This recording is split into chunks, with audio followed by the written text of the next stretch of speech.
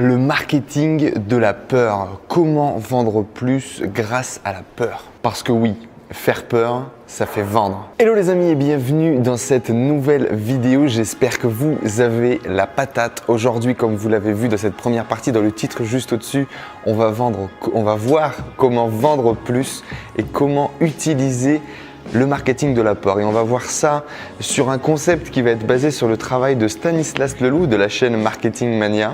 Je vous mets un lien dans tous les cas dans la description, qui a fait plusieurs analyses justement sur comment améliorer ses ventes grâce à la peur. Et notamment avec l'analyse de vidéos de séries. Et aujourd'hui, on va analyser du coup une vidéo qui s'appelle Halt and Catch Fire, qui est une série d'ailleurs que je vous recommande, qui est extraordinaire, sur la vallée dans les années 80. Comment le personnage principal va réussir à introduire, à vendre son application antivirus. Donc vous allez voir ça dans quelques minutes, on va commenter tout ça ensemble et vous allez voir comment vendre plus grâce au marketing de la peur. Mais avant ça, tu peux t'abonner en cliquant juste en dessous pour pouvoir recevoir toutes mes vidéos sur l'entrepreneuriat. Tu peux également télécharger ici ou là ou dans la description mon coaching, 6 vidéos pour te booster en termes de mindset pour que tu réussisses tous les projets que tu entreprends cette année. Et si c'est la première fois que tu tombes sur cette chaîne, eh bien bienvenue, moi c'est Enzo, j'aide les gens à kiffer leur vie, à s'épanouir grâce à l'entrepreneuriat.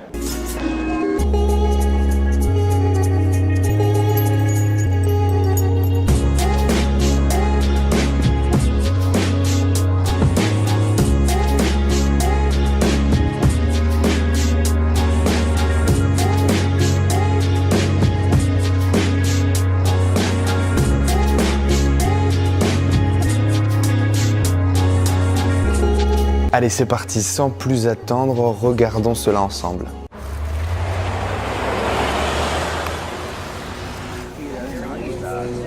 Première chose que l'on peut voir, le titre sur le théâtre sur lequel il va faire sa présentation. Are you safe? Êtes-vous à l'abri?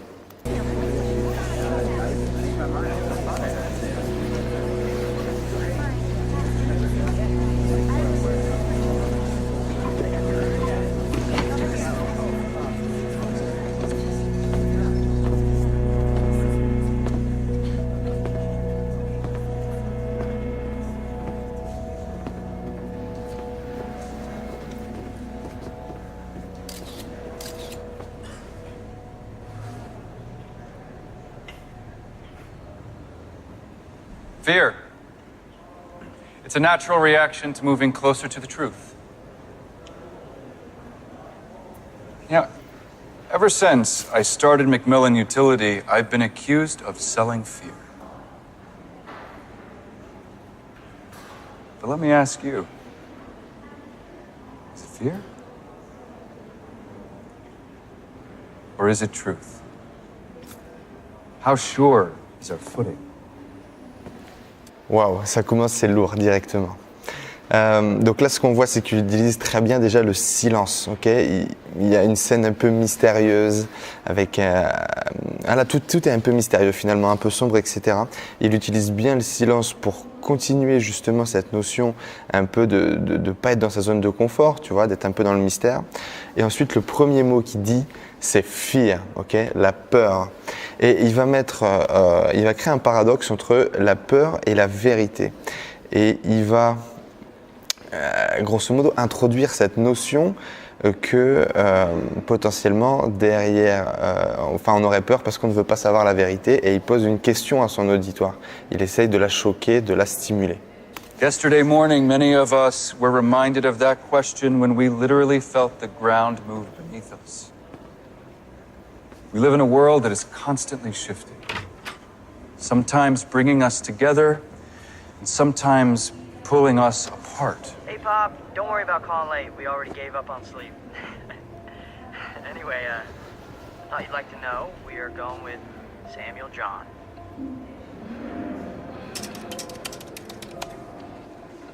Who are our friends? Who are our enemies?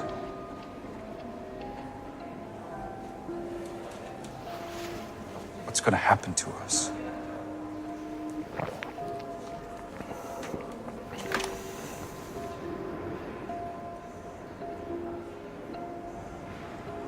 Are we safe? What I created has grown. Now, some of you even call Macmillan Utility the gold standard in corporate antivirus protection. Alors là, plusieurs choses du coup. On voit que dans toute cette partie-là, en fait, il crée un sentiment de proximité avec son auditoire. Il va donner des généralités, il va faire des hyperboles pour prouver un peu l'insécurité, pour créer l'insécurité chez les gens. Et il va leur donner des généralités dans lesquelles on s'est tous déjà plus ou moins, on a tous plus ou moins été confrontés à ces généralités-là, où on l'a tous ressenti. Okay, le monde va très vite, les choses se déplacent très vite, il y a beaucoup de changements. C'est un sentiment d'insécurité que l'on a tous déjà pu ressentir.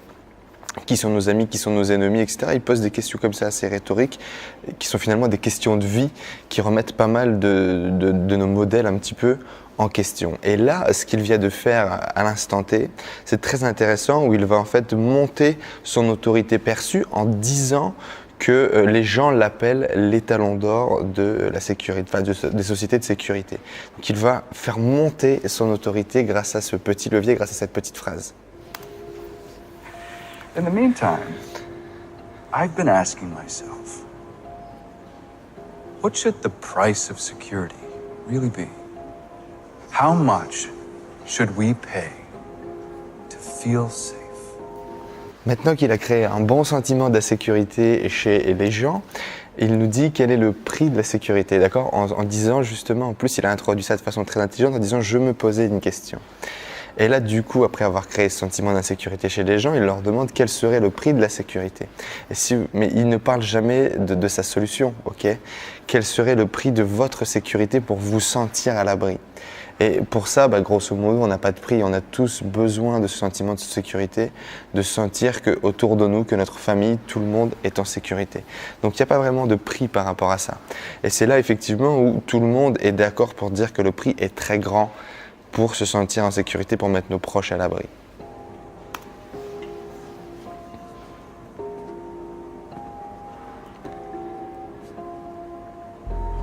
Wait, here's another one. From that same ancient tradition. The whole secret of existence is to have no fear at all. Never fear what will become of you. Depend on no one. Only in the moment that you reject all help are you really free.